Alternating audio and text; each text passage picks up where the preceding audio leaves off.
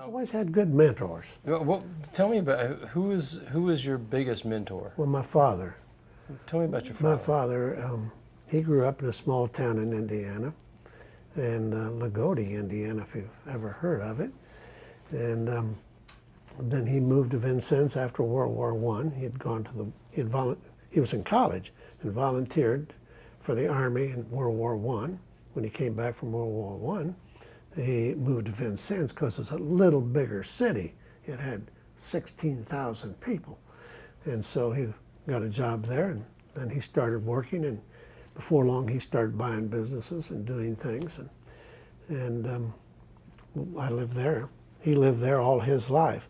But he told me when I was a young man, he says, we live in Vincennes because your mother grew up here, her parents, her grandparents, her great-grandparents, go way back. Generations were people from southern Indiana. So he said, I can't move. This is her home. Roots are so deep.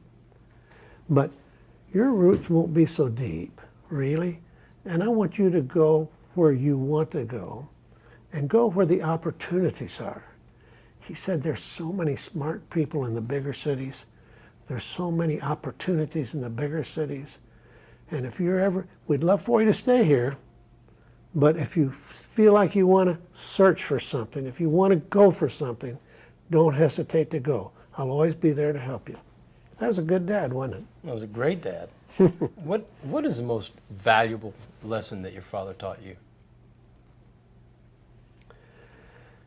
He didn't teach it in these words, but it was, there's no right way to do the wrong thing.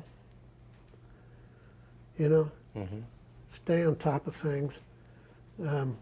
Never be tempted by the shortcuts. Don't ever shortchange anybody.